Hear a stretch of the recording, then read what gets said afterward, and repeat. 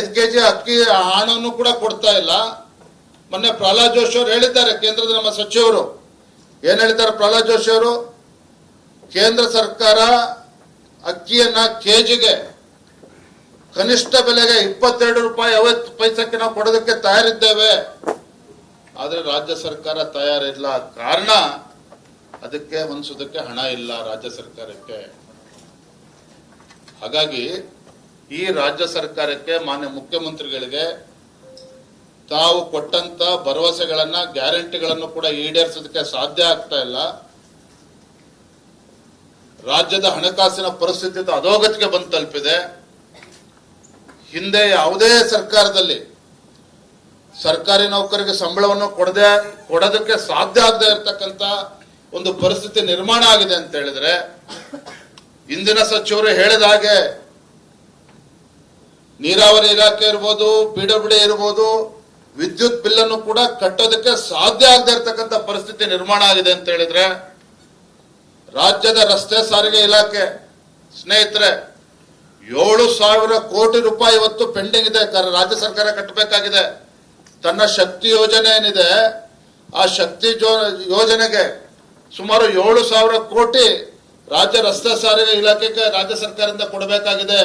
ಆ ಹಣವನ್ನು ಕೂಡ ರಾಜ್ಯ ಸರ್ಕಾರಕ್ಕೆ ಕೊಡೋದಕ್ಕೆ ಸಾಧ್ಯ ಆಗಿಲ್ಲ.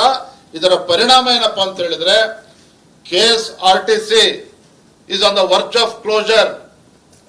ರಾಜ್ಯ ರಸ್ತೆ ಸಾರಿಗೆ ಇಲಾಖೆ ಇವತ್ತು ಬಾಗ್ಲನ್ನ ಮುಚ್ಚಾಕ್ತಕ್ಕಂತ ಪರಿಸ್ಥಿತಿ ನಿರ್ಮಾಣ ಆಗಿದೆ. ಇದು ಒಂದ್ ಕಡೆ ಆದ್ರೆ, ಬಜೆಟ್ ಅಲ್ಲಿ ಕಳೆದ ಹಲವಾರು ಬಾರಿ ನಾವು ಹೋರಾಟವನ್ನು ಕೂಡ ಮಾಡಿದ್ದೇವೆ. ಭಾರತೀಯ ಜನತಾ ಪಾರ್ಟಿ ಸದನದ ಒಳಗಡೆ ಸದನದ ಹೊರಗಡೆನೂ ಕೂಡ ನಾವು ಹೋರಾಟವನ್ನು ಮಾಡಿದ್ದೇವೆ.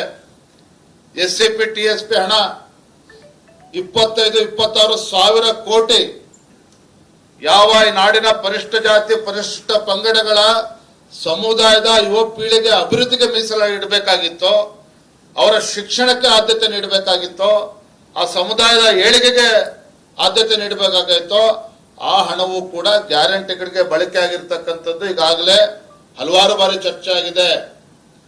ನಿನ್ನೆ ಸ್ವತಃ ಆ ಸಮಾಜದ ಮುಖಂಡರು, ಪರಿಶಿಷ್ಟ ಜಾತಿ ಪರಿಶಿಷ್ಟ ಪಂಗಡದ ಮುಖಂಡರುಗಳು ನಿನ್ನೆ ಮಾನ್ಯ ಮುಖ್ಯಮಂತ್ರಿಗಳನ್ನ ಭೇಟಿ ಮಾಡಿ, ನಮಗೆ ಅನ್ಯಾಯ ಮಾಡಬೇಡಿ, ನಮ್ಮ ಸಮುದಾಯಕ್ಕೆ ಅನ್ಯಾಯ ಆಗ್ತಾ ಇದೆ, SCP TSP ಹಣವನ್ನ ನಮ್ಮ ಸಮುದಾಯದ ಏಳಿಗೆಗೋಸ್ಕರ ಅದೇನು ಇದೆ ಅದಕ್ಕೋಸ್ಕರ ಅದಕ್ಕೆ ಬಳಸಬೇಕು, ನಿಮ್ಮ ಗ್ಯಾರಂಟಿಗಳಿಗೆ ಬಳಸಬೇಡಿ ಅನ್ನುವ ತಾಕೀತನ್ನು ಕೂಡ ಆ ಸಮಾಜದ ಮುಖಂಡರು ಗೌರವಾನ್ವಿತ ಮುಖ್ಯಮಂತ್ರಿಗಳಲ್ಲಿ ಮಾಡಿದ್ದಾರೆ. ಮತ್ತೊಂದೆಡೆ ಮುಖ್ಯಮಂತ್ರಿಗಳು ಹೇಳಿದ್ದಾರೆ, ಸುಳ್ಳಿನ ಸರದಾರರು ಅಂತ ಹೇಳಬೇಕು.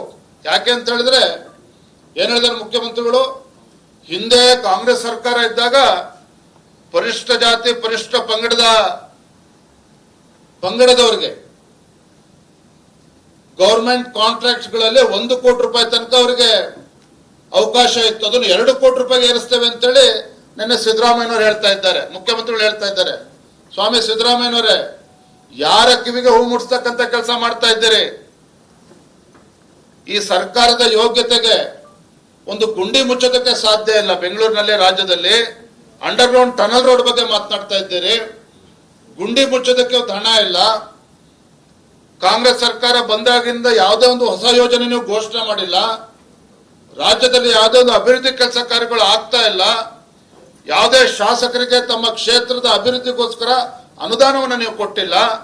ನೀವು ಹೇಳ್ತೀರಿ 1 ಕೋಟಿ ಬದಲು 2 ಕೋಟಿ ರೂಪಾಯಿ ಅಷ್ಟು ಗೌರ್ಮೆಂಟ್ ಕಾಂಟ್ರಾಕ್ಟ್ಸ್ ಅನ್ನ ಪರಿಶಿಷ್ಟ ಜಾತಿ ಪರಿಶಿಷ್ಟ ಪಂಗಡದವರಿಗೆ ಮೀಸಲಿಡ್ತೀರಿ ಅನ್ನೋ ಒಂದು ಮತ್ತೊಂದು ಸುಳ್ಳನ್ನ ಆ ಸಮುದಾಯಗಳಿಗೆ ನೀಡ್ತಾ ಇದ್ದೀರಿ. ಇದು ಅಕ್ಷಮ್ಯ ಅಪರಾಧ, ಇದು ಅಕ್ಷಮ್ಯ ಅಪರಾಧ. ಇವತ್ತು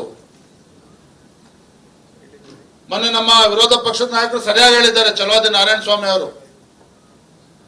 ಇವತ್ತು ಎಲ್ಲಿ ಏನ್ ಕ್ರೋಢೀಕರಣ ಆಗ್ತಾ ಇದೆ, ಆ ಹಣ ಎಲ್ಲಿ ಹೋಗ್ತಾ ಇದೆ, ಎಲ್ಲಿ ಉಪಯೋಗ ಆಗ್ತಾ ಇದೆಯೋ ದುರುಪಯೋಗ ಆಗ್ತಾ ಇದೆಯೋ, ಇದು ಕೂಡ ನಮಗೆ ಉತ್ತರ ಸಿಗ್ತಾ ಇಲ್ಲ.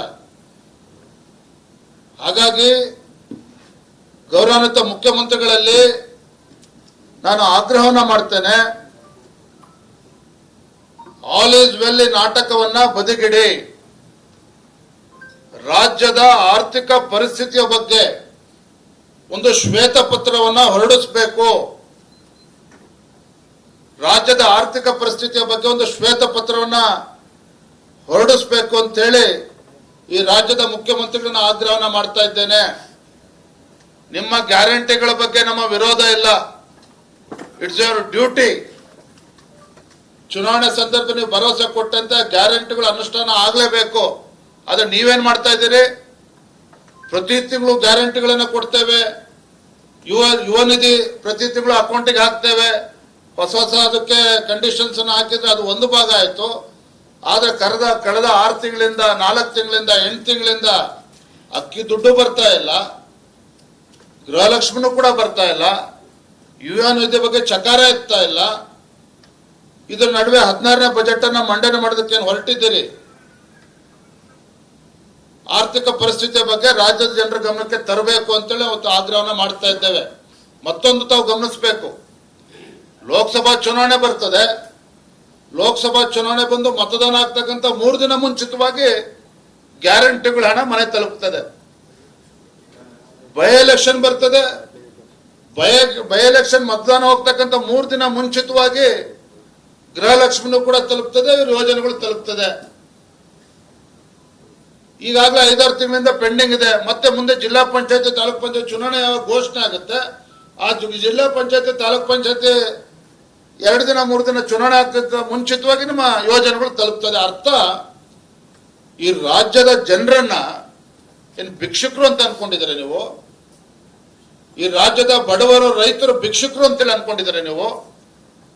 ನಿನ್ನೆ ದಿನ ರಾಜ್ಯದ ಏನು ಕೆಲವು ಶಿಕ್ಷಕರು, ಪ್ರಾಥಮಿಕ ಮತ್ತು ಪ್ರೌಢಶಾಲಾ ಶಿಕ್ಷಕಿಯರು ಅವರೇನು ಧರಣಿ ಮಾಡ್ತಾ ಇದ್ದಾರೆ. ಏನು 10,000 ರೂಪಾಯಿ ಗೌರವಧನವನ್ನು ಕೊಡ್ತಾ ಇದ್ದಾರೆ, ಅದನ್ನು ಹೆಚ್ಚಿಸಬೇಕು, 30,000 ರೂಪಾಯಿ ಕೊಡಬೇಕು. ಮತ್ತೆ ಅವ್ರು ಈ ತರ ಅನೇಕ ಬೇಡಿಕೆ ಇಟ್ಕೊಂಡು ಹೋರಾಟ ಮಾಡ್ತಾ ಇದ್ದಾರೆ. ಅವಳೊಬ್ರು ಹೆಣ್ಮಕ್ಳು ಮಾತನಾಡ್ತಾ ಇದ್ರು, ಯಾವನೇ ಬೇಕಾಗಿತ್ತು ನಿಮ್ ಗ್ಯಾರಂಟಿ? ನಾನು ಹೇಳ್ತಲ್ಲ, ಹೆಣ್ಮಕ್ಳು ಮಾತಾಡಿರ್ತಕ್ಕಂಥದ್ದು. ಆ ವಿಡಿಯೋ ತರ್ಸ್ಕೊಳ್ಳಿ ನೀವು. ಇವತ್ತು ನಮಗೆ ಗೌರವತ್ವವಾಗಿ ನಮಗೆ ಗೌರವಧನ ಸಿಗ್ತಾ ಇಲ್ಲ. ಕಳೆದ 6-8 ಒಂದು ವರ್ಷದಿಂದ ಅವ್ರಿಗೆ ಮಾಸಿಕ ಗೌರವಧನ ಅವ್ರಿಗೆ ಕೊಟ್ಟಿಲ್ಲ. ಈ ರೀತಿ ಎಲ್ಲಾ ಕ್ಷೇತ್ರದಲ್ಲೂ ಕೂಡ ಇದೇ ಪರಿಸ್ಥಿತಿ ನಿರ್ಮಾಣ ಆಗಿರ್ತಕ್ಕಂಥದ್ದು. ಹಾಗಾಗಿ ಈ ರಾಜ್ಯದ ಮುಖ್ಯಮಂತ್ರಿಗಳನ್ನ ಆಗ್ರಹನ ಮಾಡ್ತೇನೆ, ರಾಜ್ಯದ ನಿಜ ಪರಿಸ್ಥಿತಿಯನ್ನ, ಹಣಕಾಸಿನ ಪರಿಸ್ಥಿತಿಯನ್ನ ರಾಜ್ಯದ ಜನರ ಗಮನಕ್ಕೆ ತರಬೇಕು, ಶ್ವೇತಪತ್ರನ ಹೊರಡಿಸಬೇಕು ಅನ್ನೋದನ್ನ ಈ ಸಂದರ್ಭದಲ್ಲಿ ನಾನು ಆಗ್ರಹವನ್ನು ಮಾಡ್ತಾ ಇದ್ದೇನೆ. ಮತ್ತೊಂದು ಕಡೆ ರಾಜ್ಯದ ಜನರು ಪರದಾಡ್ತಾ ಇದ್ರೆ ನೋಡ್ತಾ ಇದ್ರೆ ತಾಪಮಾನ ಹೇಗಿದೆ ಅಂತೇಳಿ. ಉತ್ತರ ಕರ್ನಾಟಕ, ರಾಯಚೂರು, ಬೀದರ್, ಕೊಪ್ಪಳ ಈಗಾಗಲೇ 38-40 ಡಿಗ್ರಿ ತಲುಪ್ತಾ ಇದೆ. ಇನ್ನು ಕೂಡ ಫೆಬ್ರವರಿಗೆ, ಈಗಿನ ಮಾರ್ಚ್ಗೆ ಹೋಗ್ತಾ ಇದ್ದೇವೆ. ಫೆಬ್ರವರಿ ಮಾರ್ಚ್ ನಲ್ಲಿ ಪರಿಸ್ಥಿತಿ ನಿರ್ಮಾಣ ಆದ್ರೆ ಮುಂದಿನ ಏಪ್ರಿಲ್ ಮತ್ತು ಮೇ ನಲ್ಲಿ ರಾಜ್ಯದ ಪರಿಸ್ಥಿತಿ ಏನಾಗ್ತದೆ ಅಂತ ಒಂದು ಕ್ಷಣ ಯೋಚನೆ ಮಾಡಬೇಕು ಮಾನ್ಯ ಮುಖ್ಯಮಂತ್ರಿಗಳು. ಅರ್ಥಾತ್ ಭೀಕರ ಬರಗಾಲದ ಸೂಚನೆಗಳಿಗಾಗಲೇ ಕಾಣ್ತಾ ಇದೆ. ಹಾಗಾಗಿ ಮಾನ್ಯ ಮುಖ್ಯಮಂತ್ರಿಗಳಿಗೆ ನಾನು ಆಗ್ರಹನ ಮಾಡ್ತೇನೆ, ಸರ್ಕಾರ ಎಚ್ಚೆತ್ತುಕೊಳ್ಬೇಕು. ಗ್ರಾಮೀಣ ಭಾಗದಲ್ಲಿ ಕುಡಿಯ ನೀರಿನ ಹಾಹಾಕಾರ ಈಗಾಗಲೇ ಪ್ರಾರಂಭ ಆಗಿದೆ. ಜಾನುವಾರುಗಳಿಗೆ ಕುಡಿಯ ನೀರಿನ ಸಮಸ್ಯೆ ಉಂಟಾಗ್ತಾ ಇದೆ. ದನಕರುಗಳಿಗೆ ಇವತ್ತು ಮೇವಿನ ಸಮಸ್ಯೆ ಉಂಟಾಗ್ತದೆ. ಇದಕ್ಕೆ ರಾಜ್ಯ ಸರ್ಕಾರ, ನಿದ್ರೆಯಲ್ಲಿರ್ತಕ್ಕಂಥ ರಾಜ್ಯ ಸರ್ಕಾರ, ಈ ನಾಡು ಸುಭಿಕ್ಷವಾಗಿದೆ ಅಂತೇಳಿ ಭ್ರಮಣಲ್ಲಿರ್ತಕ್ಕಂಥ ರಾಜ್ಯ ಸರ್ಕಾರ ಎಚ್ಚೆತ್ತುಕೊಂಡು ನಿಮ್ಮ ಸಚಿವರುಗಳಿಗೆ, ಆ ಜಿಲ್ಲೆಗಳಿಗೆ ಹೋಗಿ ವಾಸ್ತವಿಕ ಪರಿಸ್ಥಿತಿಯನ್ನ ಅರ್ಥ ಮಾಡಿಕೊಂಡು ಅದಕ್ಕೆ ಸೂಕ್ತ ನಿರ್ಧಾರವನ್ನ ಮಾಡಬೇಕು ಅಂತೇಳಿ ನಾನು ರಾಜ್ಯದ ಮುಖ್ಯಮಂತ್ರಿಗಳಿಗೆ ಈ ಸಂದರ್ಭದಲ್ಲಿ ಒತ್ತಾಯ ಮಾಡ್ತಾ ಇದ್ದೇನೆ. ಇನ್ನ ಕೊನೆಯದಾಗಿ, ಒಂದ್ ಕಡೆ ರಾಜ್ಯದ ಮುಖ್ಯಮಂತ್ರಿಗಳು ಸಿದ್ದರಾಮಯ್ಯನವರು ಹೇಳ್ತಾರೆ, ನಾನು ಕಾಂಗ್ರೆಸ್ ಪಕ್ಷದ ನಿಷ್ಠಾವಂತ ಕಾರ್ಯಕರ್ತ, ಹೈಕಮಾಂಡ್ ಏನು ನಿರ್ಧಾರ ಮಾಡ್ತದೆ ನಿರ್ಧಾರಕ್ಕೆ ನಾನು ಬದ್ಧನಾಗಿರ್ತೇನೆ ಅಂತೇಳಿ ಸಿದ್ದರಾಮಯ್ಯನವರು ಒಂದ್ ಕಡೆ ಹೇಳ್ತಾ ಇದ್ದಾರೆ. ಯಾಕೆ ಅಂತ